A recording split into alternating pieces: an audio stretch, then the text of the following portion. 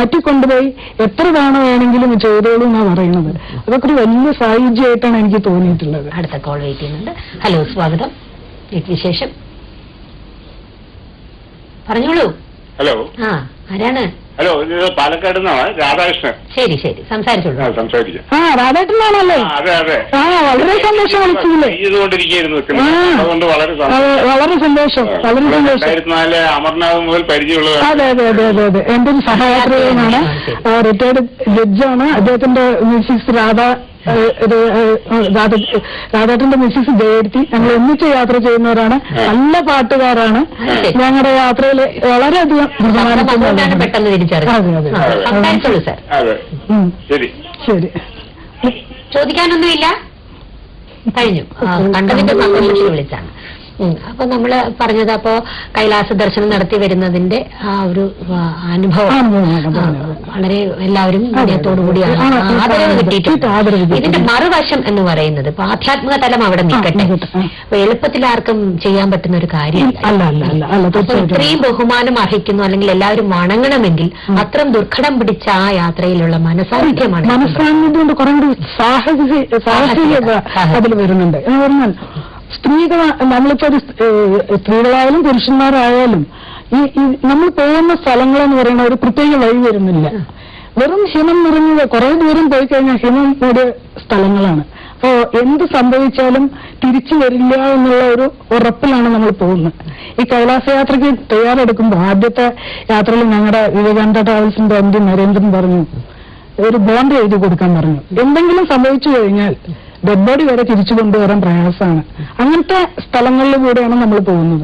പ്രത്യേകിച്ച് ഈ രണ്ടാമത്തെ ദിവസത്തെ 22 കിലോമീറ്റർ യാത്ര എന്ന് പറയുമ്പോൾ ബൽമാല പാസ് എന്ന് പറഞ്ഞിട്ട് ഒരു 22,000 അടിയിലും മുകളിലുള്ളൊരു പാസ്സാണ്.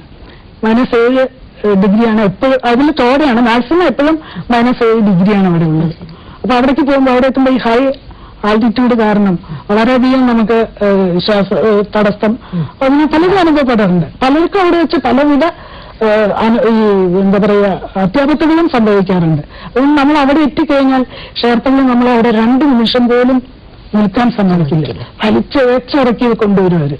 അങ്ങനെ അത് അപ്പൊ ഓരോ കാലത്തിലും നമുക്ക് അപകടം പതിഞ്ഞിരിക്കുന്നുണ്ട് എന്ന് പറഞ്ഞാൽ അടുത്ത സ്റ്റെപ്പ് എന്താണ് നമുക്ക് വരാൻ പോകുന്നത് നമുക്ക് തന്നെ അറിയില്ല. ശരിക്കും ഞാനൊക്കെ വിചാരിക്കുന്ന സർവേശ്വരന്റെ തുണ ഉണ്ടെങ്കിൽ മാത്രം കഴിയുന്നതാണ്. പിന്നെ ആരോഗ്യപരമായിട്ടും ഒരു പ്രത്യേക ശക്തി, ഒരു വിൽ പവർ നമുക്ക് ഉണ്ടെങ്കിൽ മാത്രമേ അവിടെ ഈ ഒരു പരിക്രമം നടന്നു ചെയ്യാൻ പറ്റുള്ളൂ. അതിന് വേണ്ടിയിട്ട് ഒരു മുൻ തയ്യാറെടുപ്പ് കാര്യമായിട്ട് ഞാൻ ആദ്യ യാത്ര സമയത്ത് ഇങ്ങനെ എന്തെങ്കിലും ചെയ്യണം എന്നൊക്കെ വിചാരിച്ചിരുന്നു. പക്ഷെ ഒന്നും സാധിച്ചില്ല എന്നുള്ളതാണ് സത്യം. പിന്നെ ആദ്യ യാത്ര കഴിഞ്ഞപ്പോൾ എനിക്ക് തോന്നി അങ്ങനെ ഒരു തയ്യാറെടുപ്പ് പലരും പറയുന്നുണ്ട്. ഞാൻ അങ്ങനെ ഒരു പ്രത്യേക തയ്യാറെടുപ്പൊന്നും ചെയ്തിട്ടില്ല. അതിന്റെ പ്രധാന കാരണം എന്തെന്ന് പറഞ്ഞാൽ ഞാൻ വർഷങ്ങളായിട്ട് രാവിലെ കുളിച്ച് 4 കിലോമീറ്ററോളം 2 കിലോമീറ്റർ അങ്ങോട്ടും ഇങ്ങോട്ടും നടന്ന് ക്ഷേത്ര ദർശനം നടത്തുന്നതാണ്. അപ്പൊ എത്രയോ വർഷങ്ങളായിട്ട് ആ ചര്യ എനിക്കുണ്ട്. എനിക്ക് തോന്നുന്നു അത് തന്നെയായിരിക്കും ഇതിനൊക്കെ എനിക്ക് ഫിറ്റ്നസിന് കാരണം. കോളർ ആരാണെന്ന് നോക്കാം. ഹലോ. ഹലോ, സ്വാഗതം.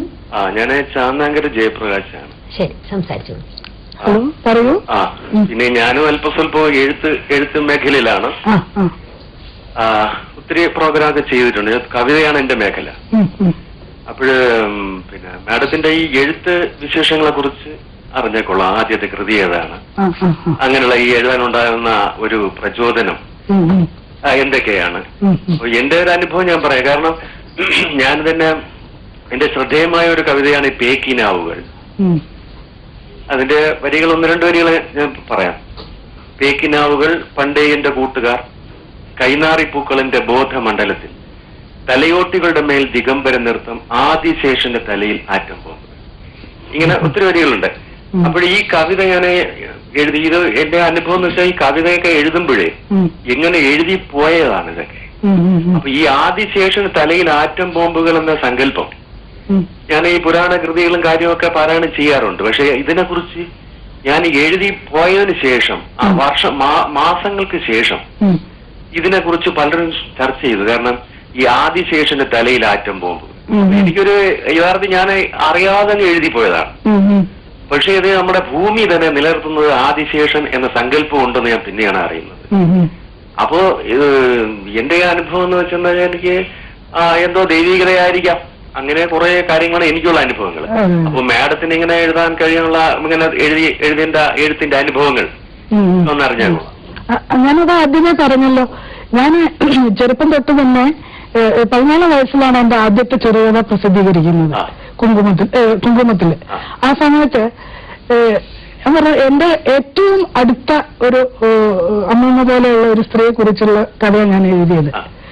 അന്ന് തൊട്ട് ഇന്ന് വരെ ഞാൻ എന്റെ ലേഖനങ്ങളിൽ എഴുതുകയാണെങ്കിലും ചെറുകഥകളിൽ എഴുതുകയാണെങ്കിലും എനിക്ക് അനുഭവത്തിൽ സംഭവിച്ച കാര്യങ്ങള്, എന്റെ ചുറ്റുപാടുള്ളവരുടെ കാര്യങ്ങള്, അവർ പറഞ്ഞ് യാത്രകളിൽ കണ്ടുമുട്ടുന്ന അനേകം മനുഷ്യരുടെ കാര്യങ്ങള്, ഇതൊക്കെ എഴുതാറുള്ളൂ. അല്ലാതെ ഒരു വിഭാവനം ചെയ്തിട്ടൊന്നും ഞാൻ എഴുതാറില്ല.